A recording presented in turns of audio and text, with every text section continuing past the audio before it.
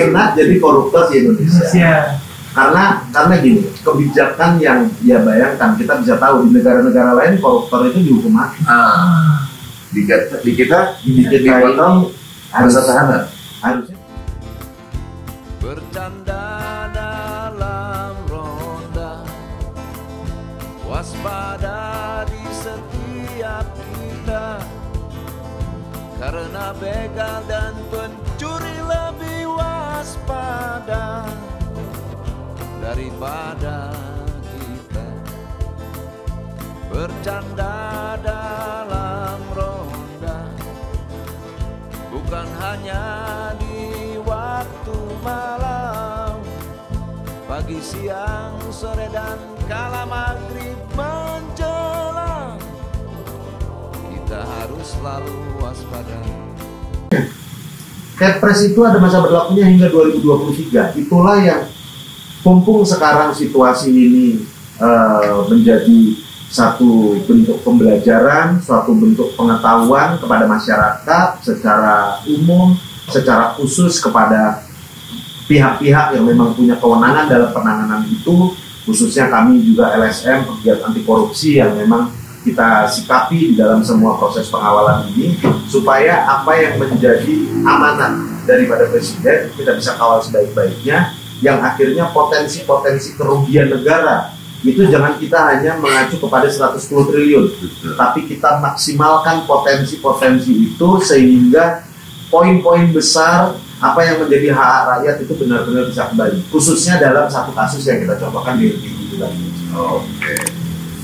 Jadi kita sangat berharap dengan adanya Satgas BLT ini makin kelihatan progresinya ya. Ya. Nah, tapi kenapa kok cuma sekian ratus gitu ya? Apa kurang data? Apa memang sengaja ya tanda petik yang ribuan biarinlah, kasih karpet merah aja mereka biar jalan-jalan ke sana. Bagaimana sebenarnya? Ya, artinya kalau ranah itu mungkin bukan menjadi ruang komunikasi kita, tapi kita masih punya harapan besar. Yeah. Anggota DPR yang ada 560 sekian, anggota DPD yang ada 136 mungkin, itu masih bisa berjuang untuk kita, mewakili rakyat. Artinya apa loh? Sekarang kalau itu menjadi satu konsentrasi masukan bagi para wakil rakyat, bagi para orang-orang yang punya pemangku kewenangan itu, sekarang biarkan Satgas memang bekerja secara maksimal, secara tenang dengan apa yang memang sudah ada di mejanya Satgas 110 itu. Tapi kita harus terus mendorong agar Kepres nomor 6 tahun 2021 ini bisa betul-betul maksimal. Memang ranahnya itu berbeda, Pak. Jadi ranah mungkin yang sekarang ini ditangani Satgas adalah ranah perdata, ranah yang memang sudah ditetapkan oleh Mahkamah Agung. Nah, inilah yang ada kemungkinan potensi-potensi pidana. Maka saya beberapa waktu lalu juga statement di beberapa media, bila mana terkait masalah BLBI ini ada potensi pidana, kenapa tidak pihak-pihak yang berwenang seperti khususnya Satgas BLBI sendiri, kepada Ketua Satgas, Pengarah Satgas, dan semua tim daripada Satgas BLBI ini juga mengembangkan sayapnya untuk mencari potensi-potensi itu, yang mudah-mudahan oke lah. Kalaupun itu kita anggap tidak bisa menjadi penuntasan daripada tugas Satgas yang ini ada masa waktunya sampai 2023. Tapi minimal dengan terbukanya ruang informasi publik, minimal nanti presiden yang akan datang, pemimpin yang akan datang, karena ini menjelang tahun politik, sudah tahu tugas penyelesaian ini seperti apa. Karena BLBI ini belum selesai sampai dengan 2027-2028. Artinya nanti siapapun yang akan jadi presiden di dalam proses pemilu kita ini nanti mempunyai tugas khususnya untuk menuntaskan kasus BLBI yang sesungguhnya ini sudah merupakan seperti yang Bang Digo tadi sampaikan, bukan hanya extraordinary. Jadi ini sudah merupakan satu bentuk hal yang banyak sekali kita membuang waktu, tenaga, pikiran, uang, pasti anggaran tentunya untuk menyelesaikan ini. Nah, inilah yang kita harus sama-sama kawal. Semoga apa yang kita rakyat itu dengan rujukan awal saya sampaikan, kepedulian rakyat adalah yang utama. Masyarakat harus peduli. Rujukan daripada kepedulian masyarakat adalah tentang masalah keterbukaan informasi publik dan transparansi keuangan negara. Jadi sesungguhnya masyarakat jangan pernah berpikir bahwa oh itu bukan tugas saya, itu bukan bagian saya. Tapi kita harus konsentrasi. Politik ini tidak bisa disatukan dengan situasi yang detik hari ini kita anggap bahwa siapa yang mendapat jabatan itu yang mempunyai kewenangan, itu yang mempunyai tanggung jawab. Tidak. Kita sebagai pemilik negara ini, kita sebagai rakyat, kita punya kewajiban tanggung jawab untuk mengawal situasi potensi-potensi kerugian negara itu agar nanti kita bisa betul-betul menikmati kesejahteraan yang sesungguhnya. Mungkin teman-teman masih pada berkerut juga keningnya ya. Emang ini, aduh. Ini 4.000 orang itu tenang karena bingung bang. Karena bingung. Kita ngomongnya dari tadi tuh udah kayak orang bener aja. Triliun. Saya. Iya, mungkin kita akan coba miniaturkan atau apa ya, kalau kita mau bikin satu bangunan itu kita ada denakan, tetakan lebih kecil. Jadi gini Bang Arjo, apakah lahirnya dulu BLBI undang-undang atau apa? Iya, undang-undang ya. Undang-undang dengan alasan akan berdapat sistemik. Iya, akan berdapat sistemik dan di situ kalau enggak akan terjadi ras kan. Apakah ada satu upaya apa hukum atau apa untuk itu salah loh dikeluarin undang-undang seperti itu? Sebetulnya proses-proses itu kita kan begini bang. Kalau kita berbicara hukum, kebenaran di mata hukum itu kan sebetulnya bukan hanya dilihat dari satu kacamata saja. Hukum itu kan kebenaran, itu kebenaran menurut saya, kebenaran menurut Anda, dan kebenaran menurut publik. Artinya kita tidak perlu juga membuang energi kita untuk terlalu melihat satu bentuk kebijakan ke belakang. Jadi kita menguras waktu juga. Menguras waktu, tenaga, dan bahkan mungkin menjadikan satu perdebatan yang kalau secara ruang ronda ini dianggapnya jadi istilahnya apa ya, debat kusir bang. Buat apa? Pada saat kita terlalu berdebat, kita terlalu berdebat panjang lebar, ini ujung-ujungnya kita tidak bisa tahu siapa yang salah dan siapa yang benar. Karena siapapun kalau mau dianggap salah, ya sebetulnya kita bisa menunjuk kebijakan awal yang salah. Misalnya contoh saya tadi sebut Bank BCA. Bayangkan saja BCA di saat tahun waktu itu BPPN itu sudah jelas di situ ada BLBI, bantuan itu sudah menjadi milik pemerintah. Bagaimana kok ceritanya sekarang BCA ini menjadi milik swasta? Tapi kalau kita lihat tuntutan ini ke belakang terlalu lelah kan? Kita ini kan juga mempunyai keterbatasan. Kita juga mempunyai keterbatasan di dalam pemikiran dan sebagainya, dan ini yang kita bahas kan bukan sesuatu yang itulah yang membedakan begini loh. Di zaman Orde Baru, kita di warung kopi, warung ronda begini, tempat ronda begini, kita ini kadang-kadang mau bahas bahasa 1 miliar, 2 miliar begitu aja sepertinya sudah besar sekali ya. Tapi sejak pasca reformasi, detik hari ini, di era milenial ini, semua orang itu bahasannya itu miliar, puluhan miliar itu dianggapnya biasa. Itu sebetulnya yang harus kita pahami. Kita tidak perlu melihat rujukan itu terlalu ke belakang.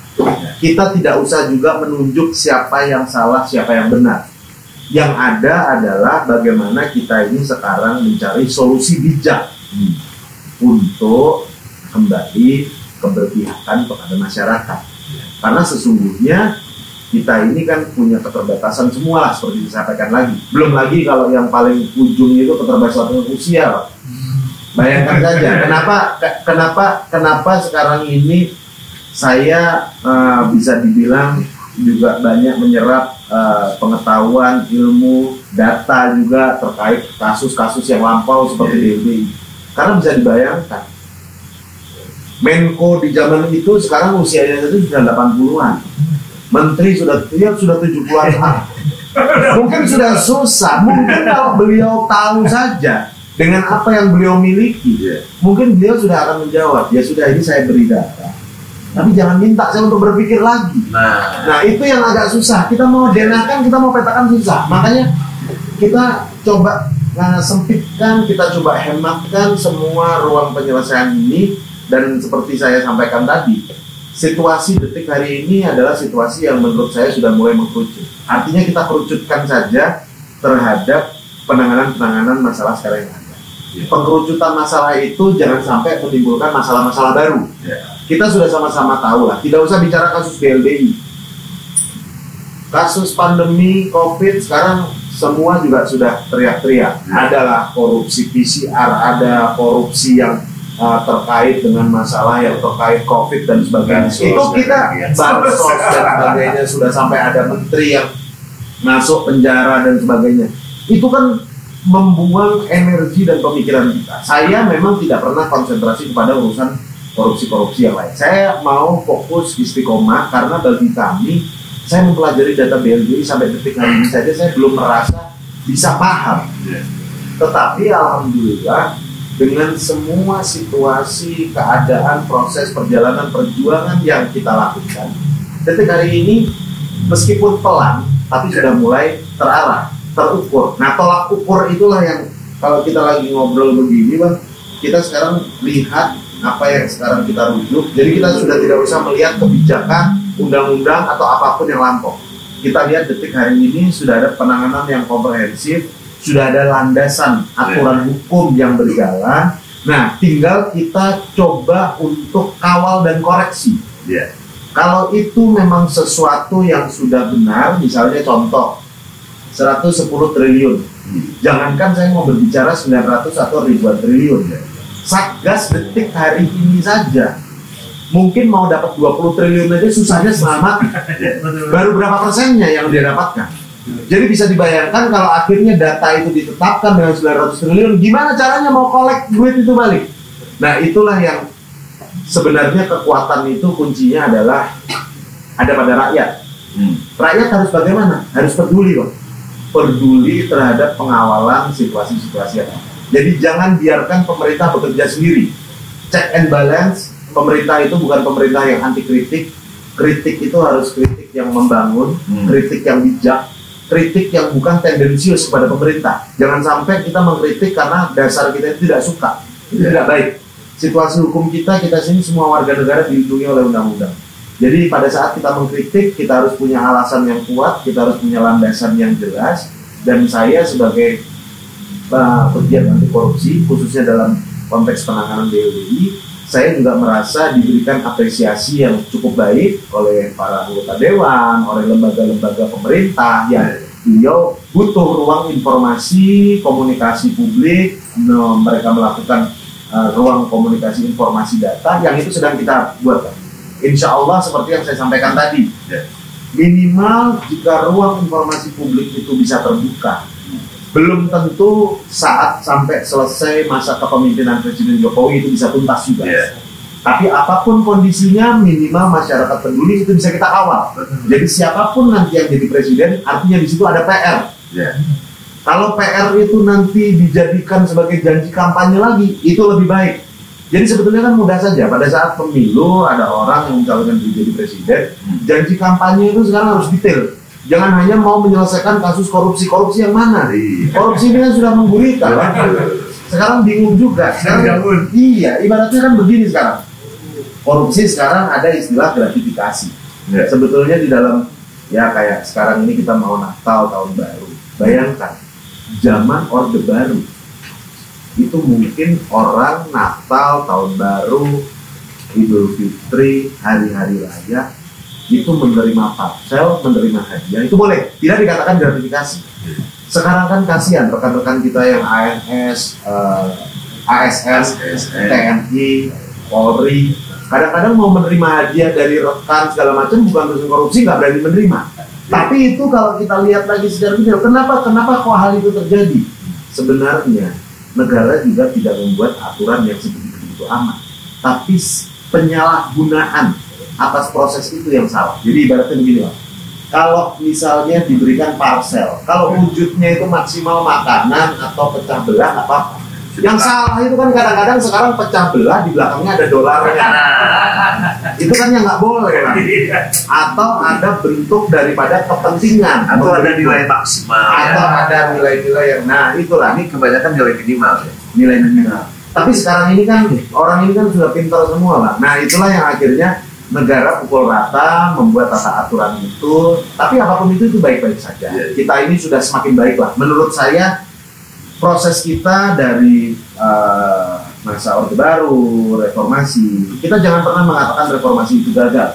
Di dalam proses yang sekarang kita katakan ini era milenial di kepemimpinan Pak Jokowi, itu adalah proses turunan daripada proses Orde Baru, proses reformasi. Jadi jangan pernah menyalahkan kepemimpinan sebelumnya. Tapi kita juga harus lihat dari era kepemimpinan sebelumnya apa yang baik. Di masa kepemimpinan Orde Baru, pembangunan kita kan luar biasa. Makanya almarhum Presiden Soeharto dikatakan sebagai bapak pembangunan nasional. Di era reformasi, seolah-olah semua situasi itu dibuat secara lebih transparan, lebih terbuka. Akhirnya dibentuklah lembaga seperti KPK. Nah, KPK nih. Wah, gimana nih? Komisi Pemberantasan Korupsi. Bukan pelindung koruptor. Tapi sama, KPK juga ya? KPK juga. Tapi itu K-nya besar, P sama K-nya kecil. Jadi ini bikin SIM aja bayar ya? Wah, yo bayar bang. Bayar ya? Masa nggak bayar? Cuma bayarnya berapa? Kalau setoran kepada negaranya harus wajib. Masa negara keluarga? 100.000. Tapi yang saya aslinya berapa? Tadi 15.000. Ya udah. Harusnya itu semua bisa gratis. Tapi kan ini proses perjuangan. Ini kan proses yang sebenarnya ya kalau kita masih punya kemampuan bayar, kenapa enggak? Yang salah itu kan kita harus punya kampus khusus anti korupsi ya. Fakultas khusus, Pak. Fakultas anti korupsi. Karena memang, aduh, kalau dulu masih ada istilah waskat, pengawasan melekat. Nah, sekarang pengawasan tidak melekat. Tapi kan lebih bagus apanya sekarang ya. Jadi sebetulnya kita yang penting itu harus berpikir positif, Pak. Nomor satu harus berpikir positif dulu ya. Ini memang hobinya korupsi ya. Apa gimana? Iya. Gimana ya? Enak jadi koruptor di Indonesia. Enak jadi koruptor di Indonesia. Masalahnya itu enak jadi koruptor di Indonesia.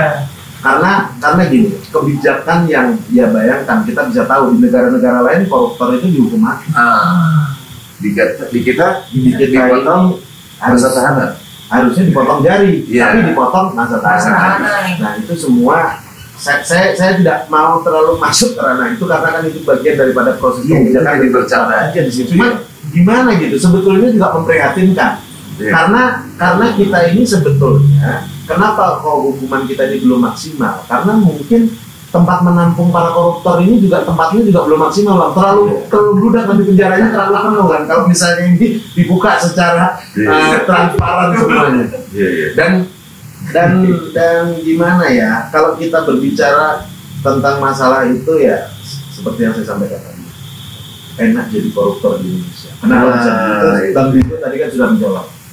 Di kita ini dipotong masa tahanan. Tapi dipotong masa tahanan pun sebenarnya kan semua bisa dilihat secara nyata. Kalaupun, karena begini, yang kita prihatinkan adalah belum tentu orang itu sebetulnya koruptor, tapi sudah dijudge dengan koruptor. Ada juga. Ada, Pak. Jadi ada orang yang sudah hukumannya itu 5 tahun, 10 tahun, 15 tahun, padahal sesungguhnya koruptor aslinya ini udah masih di luar. Justru nggak kena masa tahanan. Itu banyak sekali situasi kebijakan-kebijakan itu yang itulah yang hukum di Indonesia ini harusnya betul-betul dijadikan panglima. Hukum itu harus tajam ke atas, bukan tajam ke samping, bawah. Itulah makanya KPK itu K-nya harus besar, P-nya besar, K-nya besar. Karena itu pemberantasan korupsi. Dan kita ini kan melihatnya begini. Sebetulnya lembaga seperti KPK itu sebagai lembaga super body, lembaga independen yang luar biasa, itu sudah bagus. Tapi ya karena kita ini mempunyai lawan, musuh itu kekuatan daripada oligarki politik, ekonomi dan sebagainya. Kadang-kadang pada saat ada lembaga seperti KPK yang mungkin sudah bisa mau memberantas, hanguskan korupsi, itu justru dilemahkan. Kan banyak sekali kan kejadian-kejadian seperti yang lalu KPK itu seperti KPK dengan Mabes Polri dibenturkan, cicak PS Buaya dan sebagainya. Nah itu situasi yang kita harus bisa sebagai masyarakat itu lebih jeli, lebih melihat situasi pemberitaan, media, semua sebagai informasi-informasi yang masuk ke kita itu untuk kita lebih cerdas. Kita ini sebetulnya kan dituntut menjadi masyarakat yang lebih cerdas melihat situasi. Karena apa? Sesungguhnya kekuatan yang saya sampaikan tadi, khususnya kekuatan kapitalis, kekuatan modal, kekuatan uang, itu hanya bisa dikalahkan dengan kekuatan rakyat. Tapi pada saat rakyat itu tidak peduli, rakyat tidak mau paham terhadap situasi yang sekarang ini terjadi, ya wassalam. Akhirnya kami ini yang segelintir ini kenapa masih terus yakin juga Bang, kita ini berjuang bukan 1-2 tahun Bang. Insya Allah kita sudah 10 tahun lebih kita berjuang. Kita sudah berjuang dan plus minus, khususnya misalnya kasus BLB contohnya. Insya Allah plus minus kita tidak ada kesepakatan apapun. Meskipun bukan berarti kita tanpa ruang komunikasi dengan para obligor. Saya juga sebagai profesi saya sebagai advokat, kadang-kadang juga saya bisa bertemu dengan si A, si B, si C, tetapi justru mereka membatasi ruang komunikasi itu. Karena ini sudah ada ranahnya masing-masing. Pada saat mereka sudah bisa punya kesepakatan terhadap pejabat-pejabat yang berwenang, misalnya dalam hal ini bukan hanya Kementerian Keuangan, KPKML khususnya, pada saat di situ terjadi kesepakatan dan sudah ketok palu, ya kami bisa apa? Tetapi apapun itu, kami masih merasa bahwa kekuatan Tuhan adalah kekuatan yang utama. Allah itu pasti tidak akan salah di dalam menerapkan nasib daripada bangsa ini. Dan proses daripada yang kita jalankan, kita lihat, kita masih sangat yakin, insya Allah segala bentuk tekanan, ancaman, atau apapun juga, kita harus yakin Bang, di saat kita memang masih dianggap masih bermanfaat bagi sesama, agama, dan negara ini, insya Allah kita akan disehatkan, dipanjangkan umur, kita bisa tetap berjuang, dan insya Allah kita akan sampai pada satu titik pencapaian demi kita bisa mensejahterakan masyarakat. Wah, menarik sekali nih kawan-kawan nih. Kasih tepuk tangan dong bagi penontonnya. Mas Lu mau nanya apa nih? Sampai bingung mau tanya, kan dari tadi kita triliun-triliunan udah ngomong. Ya, apa nggak tahu. Orang mana? Kayak cungli. Kenapa? Sampai kita rentenir kan? Pak, di mana? Di depan tadi Bang Resmi apa? Pinjol. nggak tahu pinjol ya. Masalah kan, udah pinjol ini sejuta doang. Perbaliknya kata 3,5 mahal banget ya. Iya kan? Nah, itu sekarang kalau pinjol itu sudah ada kebijakan tersendiri lah. Sudah diberantas habis juga oleh pemerintah. Sudah nggak boleh. Makanya sekarang kalau nyari duit jangan lewat handphone. Muslim apa? Muslim. Oh Muslim. Lewatnya sajadah. Bilang saja dan cari uang minta sama Allah. Jangan lewat handphone, lewat online carinya gimana? Pagi. KTP difotoin. Bangunnya pagi. Jangan keduluan sama ayam. Malu sama bebek. Itu bayarnya gimana tuh Kang ya? Mau bayar. Mesti bayar. Oh nggak bisa dibayar. Ya, Jangan kata Kabur. saya ngutang warung sama Ateng aja minta ke dia. Kalau kamu bayar. Iya kalau warung. Ini kayak gitu, ini kalau kayak gitu bisa dibantu gak tuh? Oh bisa dong, bisa dong. Pinjol maksudnya? Atau warung? Pinjol. Oh bisa. Kan warung tadi udah beli lokal. Warung juga bisa dibantu. Ujung-ujungnya orang dibisikin aja. Kalau pinjol sebetulnya dihadapin aja, karena kan kita menghadapi situasi pinjol itu, para penagih itu kan sebetulnya mereka juga bekerja. Mereka juga mungkin tidak paham dengan tata aturan hukum yang benar. Kita sebagai masyarakat itu harus berani menghadapi. Jadi begini, belum tentu orang yang menagih keras, orang yang mungkin mengumpat kita di handphone pada saat kita temuin itu seperti mereka sendiri. Itu kan semu, maya. Jadi kita ini sekarang harus benar menghadapi realitanya. Ada kemarin pengalaman teman saya, dia ditagih hutang pinjol 2 juta, ditagihnya hampir 16 juta. Yang jadi masalah dia tidak pernah menerima 2 jutanya, karena KTP-nya dipinjam. Jadi banyak sekali skema-skema yang terjadi di dalam kondisi kita, karena Tapi itulah pemerintah sekarang konsentrasi juga urusan terkait dengan pinjaman online juga ya sudah meresahkan, dan saya rasa Polri dalam hal ini juga sudah sangat bekerja baik, sudah banyak dihukum, OJK juga sudah banyak memberikan kebijakan-kebijakan yang baik. Makanya tadi saya bilang, kita ini di era sekarang ini sebetulnya masyarakat tidak perlu khawatir, tapi jangan membuka ruang yang itu menyesatkan kita. Jadi kalaupun itu ada tawaran, tidak ada yang gratis di dunia ini. Yang gratis itu hanya doa dan permohonan kita kepada Allah. Itu gratis.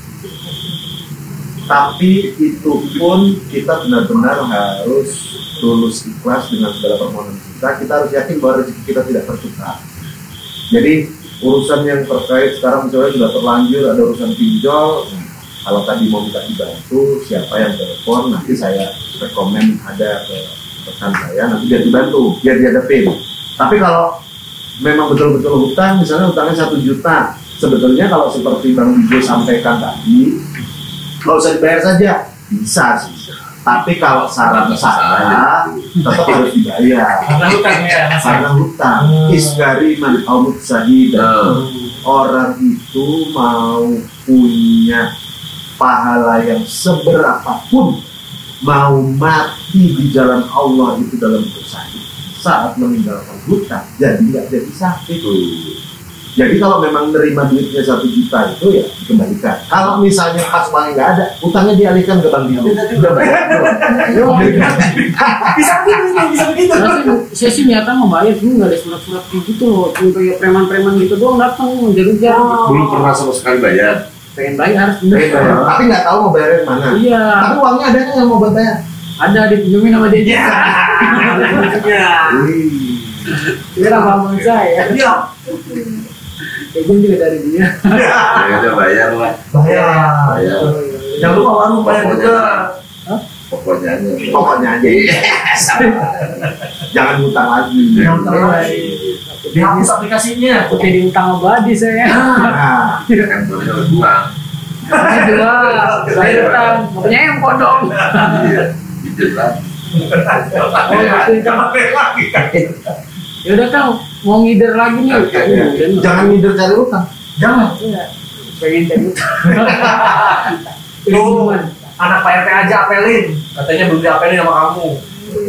Kan ada Sudah online. itu adekmu. Udah Kang, mari Kang. Iya. Thank you. Hati-hati. Mas, Jangan online lagi, jangan pinjam online lagi. Iya, siap. Ya, Udah, kita mari. udah panjang, walaupun kawan-kawan belum pada paham semua, kita coba kita akan miniaturkan, sederhanakan. Jadi kalau mungkin saya agak salah nih, jadi BLBI adalah satu kebijakan dari pemerintah buat membantu mensubsidi para obligor. Ya. Obligor ini adalah bank-bank yang jumlahnya sekitar 48 sekian ya. Ya. Nah, ketika mau dibayarin, mereka harus membuat laporan. Ya. Nah, laporan inilah mulai diotak-atik. Ya. Misalnya utangnya 100 jadi 500. Ya. Oke, dan Misalnya asetnya nilainya 200, tapi 200. uangnya jadi 500. Nah, dari situ udah mulai bermain. Dan hebatnya dipenuhi. Nah, jadi oke lah sama siapa akhirnya. Itulah yang artinya yang ngutang siapa, yang bayar yang siapa? Anda, Ya. bukan kita. Rakyat kecil. Ya, kalau dihitung setengahnya APBN lah itu ya. Apa lagi sih? Lagi. Kita ini di depan, temenin yuk. Lembar. Pokoknya kalau dipintain duit, kita kabur bareng-bareng ya. Iya. Gitu aja. Mulaiin. Ya, tenang. Saya habis fitness. Masalahnya pacar kebonyok teh. Itu udah dari akhir kamu udah begitu. Ya udah Mas, saya dulu Oke, ya. oke. Nanti saya dulu Oke, ya. oke. Kalau Ya, langsung dulu maaf pokoknya. aja, mohon maaf gitu. Pokoknya Mohon maaf belum bisa bayar sekarang. nah, Jadi gitu mungkin Mas Anjur. Mas, saya duluan ya. Ya, Mana jadi ini? BLBI memang unik ya. Unik Bang. Unik, ada beberapa lembaga keuangan atau bank ya, atau tanda petik obligor, atau apa nih orang-orang kaya sebetulnya mereka ini ya. Pemilik bank. Pemilik bank disubsidi, dibayarin utang, tapi mereka juga nggak jujur, bahkan kabur, kita yang nanggung. Kalau utang biasa presiden atau negara pinjam keluar, oke lah, masih paham lah kalau sesuai dengan kondisi keuangan atau pembangunan kita saat ini. Nah itu mungkin coba tolong, ini sebentar lagi selesai, tolong Mas Adin beri sedikit ulasan tentang itu tadi. Jadi sebetulnya seperti yang saya sampaikan tadi, kalau kita melihat rujukan kepada PBB, mencari siapa salah, siapa yang salah adalah aturan dan kebijakan. Seperti saya contohkan, jika di era sekarang, misalnya pemilik bank X kita tanya, kenapa kok situasinya kamu sekarang ini menjadi merugikan, menerima subsidi bunga seperti ini, seperti itu, segala macam, kamu sekarang ini menjadi surplus, menjadi salah satu bank besar juga, bank terbesar bahkan.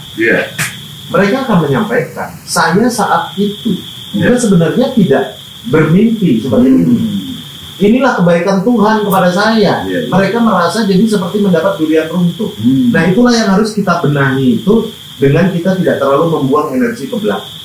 Harapan kita bersama, kasus BLBI ini seperti yang kita lihat, proses langkah-langkah progresif dari pemerintah ini sudah mencoba untuk mengkerucutkan situasi BLBI. Tapi memang ini tidak mudah, Bang. Jadi mungkin nanti suatu saat Bang Digo di pos ronda ini bisa kita panggil beberapa rekan-rekan, atau kalau perlu kita bisa keliling untuk mengkonfrontasi informasi-informasi khususnya tentang BLBI. Jadi jangan sampai di dalam ruang informasi komunikasi yang saya sampaikan ini justru memicu satu bentuk kesalahan yang ujung-ujungnya kita mempersalahkan pemerintah atau mempersalahkan swasta atau mempersalahkan pihak-pihak tertentu. Karena kalau kita lihat daripada rujukan kesalahan itu, ya intinya semua salah. Tapi tidak ada sesuatu yang benar tanpa proses kesalahan. Yang ada itu bagaimana sekarang kita mencari solusi bijak untuk kebaikan. Utamanya kita sama-sama berpikir untuk betul-betul berpihak kepada rakyat. Kita mencari solusi, dan solusi itu pasti ada. Solusi pasti ada, badai pasti berlalu, situasi perbaikan, pemulihan ekonomi pasti bisa di saat memang pemerintah betul-betul konsentrasi dan berpihak kepada kita. Dan kita tidak hanya khusus tentang BLBI saja, Bang. Semua proses penuntasan, penyelesaian kasus-kasus korupsi di Republik ini, kita punya harapan besar khususnya kepada KPK, kejaksaan, kepada penegak hukum yang lain juga, untuk betul-betul jangan sampai kekuatan daripada oligarki ekonomi, oligarki politik, kekuatan kapitalis yang itu menghantam situasi ini menjadi arus besar, itu betul-betul tidak kita kawal. Jadi kita tidak perlu juga kita defense kepada pihak-pihak terkait, tetapi kuncinya seperti saya tadi sampaikan, sebagai masyarakat kita hanya cukup mempunyai kepedulian. Kita mau belajar, kita mau mencoba untuk peduli. Perjuangan itu memang melelahkan, tapi kita harus yakin bahwa di balik idealisme perjuangan, insya Allah ada berkahnya. Misalnya sebagai contoh saya di dalam ruang saya sebagai seorang aktivis, saya tidak terlalu berpikir di dalam ruang politik itu saya harus berpikir nanti saya dapat apa, menghasilkan berapa dan sebagainya. Justru di dalam konstruksi politik saya belum pernah berpikir untuk saya berpikir mencalonkan diri menjadi anggota dewan atau ikut di dalam partai politik atau apa, meskipun di dalam ruang demokrasi itu adalah bagian daripada proses menuju kepada perbaikan. Tapi bagi saya berprinsip pada saat kekuatan saya, pada saat mungkin masukan-masukan dari saya tidak bisa menjadi satu bentuk proses yang mayoritas, saya merasa saya bisa dikendalikan oleh ruang-ruang kekuatan besar itu. Makanya saya berusaha menjadi independen, dan saya juga tidak perlu menghiraukan atau mungkin tidak perlu mengkhawatirkan situasi yang nanti saya harus bertahan bagaimana dan sebagainya, karena saya yakin Allah sudah mengatur semua yang terbaik.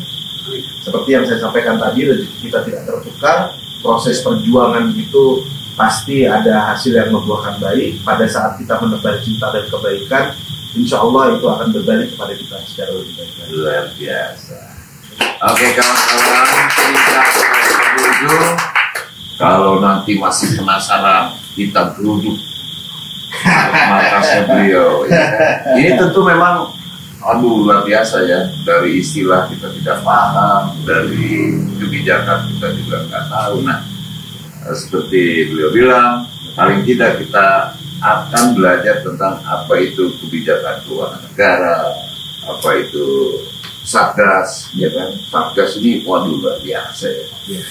Nah, mudah-mudahan teman-teman konsen di sini jangan bilang gitu, gua nggak tahu, biarin aja, jangan begitu. Oke. Berarti episodenya sampai 4 dong, Bang. Insya Allah. Episodenya bahkan uji episode kita. Iya, harus mengawal sampai selesai ya. Ini makanya kan tadi Bang Tigo sudah bilang, katanya mau geruduk. Nanti boleh geruduk ke kantor saya.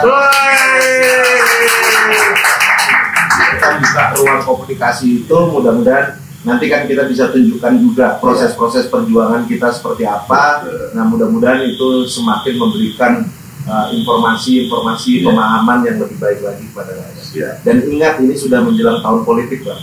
Jadi kita jelang 2024, 2025 ini itu betul-betul kita harus bisa mengawal situasi pemerintahan ini secara baik. Mudah-mudahan nanti kita mendapatkan waktu-waktu rakyat terbaik. Mudah-mudahan nanti kita mendapatkan pemimpin terbaik demi selesai tuntasnya semua persoalan-persoalan bangsa ini. Ya, siapapun yang akan jadi pemimpin di negeri ini harus paham kebutuhan rakyat, kesejahteraan rakyat, dan perjuangan tentang kerakyatan. Intinya harus berpihak kepada rakyat. Terima kasih. Terima kasih, Bang. Terima kasih waktunya sampai mengundang saya di sini. Mudah-mudahan bermanfaat bagi berapa ribu orang tadi? 4.000 orang.